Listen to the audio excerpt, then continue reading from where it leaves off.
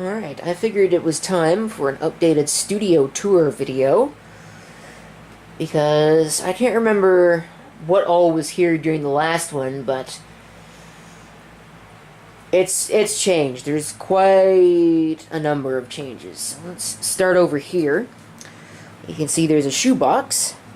On top of that is the music playing computer, Pentium 3850, 256 megabytes of memory, running Windows XP, and the mixed DJ software. All the music is actually stored on that up there, 500 gigabyte Seagate external hard drive.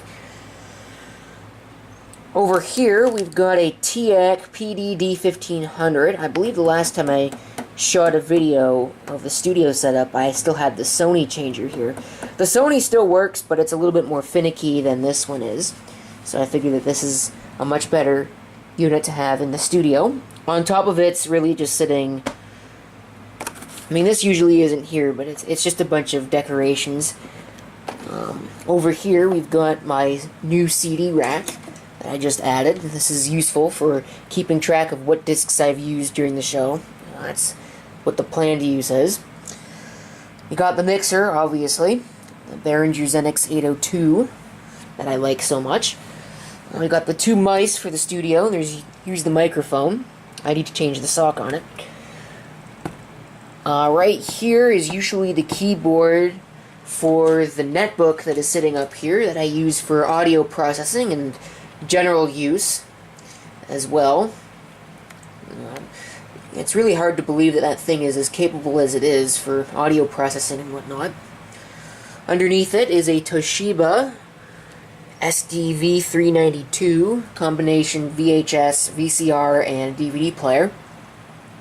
I use that for the color bars, and I've also played a couple of VHS tapes on the show in the past.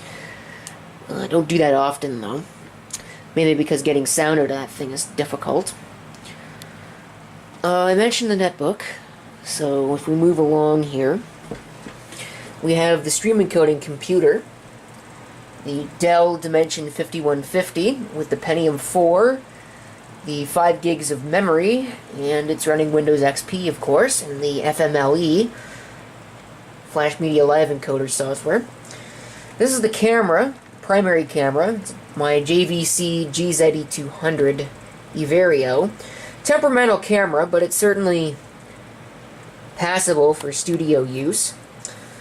The network switch down here, the DGS 108 D-Link gigabit switch, is used for relaying all of the stuff to the main computer, which then broadcasts it out. There's the monitor for the broadcast, and here is the video switcher for switching between all 4 of the inputs that I use. I've only got 4 inputs. In the past I've run a third camera. It's actually the JVC, what is that? GR60U, I believe.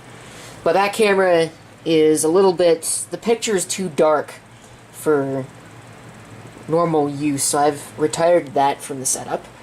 But I was running that on one of the tuner inputs on the DVD player up there. Here's the keyboard for the Dimension. This is the Portage 7020 CT Pentium 2 machine.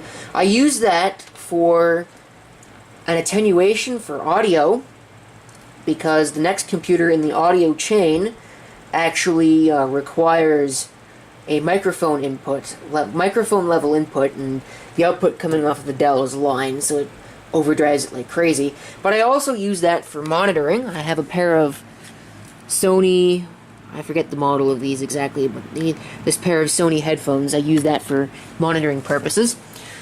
It's also hooked up to that. It's got an extender. I'm in the process of upgrading some audio cables. There's a cable I want to take off of this machine and replace it with a better one, but I'll have to get around to that. This is the monitor for the Dell. This is the monitor for that, obviously. And then over here, actually this is unrelated, we have the remote control for the Teac CD changer. Over here we've got the newest edition. This is a Toshiba SD2700 DVD player. A little bit temperamental, but the price was right, and it does actually play, especially now that it's sitting on a solid surface. And there is the secondary camera, the one that points over there and all that stuff. The Handycam, the CCD TRV-72. I had to think about the model there for a minute. And in a little bit of a state of disarray is the last machine in the setup, the Compact Presario A900. I use that for recording the audio and also for broadcasting to the SDP8000, as well as the secondary feed to Ustream or other sites as needed that I have run in the past. And I believe that is all for studio equipment. I don't think I've missed anything. I'm trying to think here. Is there anything that's important?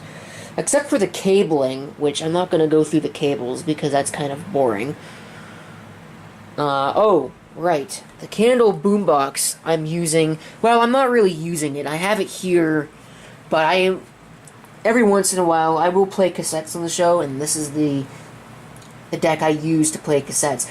I did have a Technics RSTR 180 in here, but that deck has since failed, so I've removed it from the setup, unfortunately. But I'm looking to getting another sort of like this kind of style, where I can put it over there in place of the shoebox. That would be nice. This cabling right here actually went to the Technics deck, so I need to pull that out of there. But I think that's all. So, thank you for watching. If you have any comments, do feel free to leave them down below. And this is CP666 signing off. I hope to see you next time. Till then.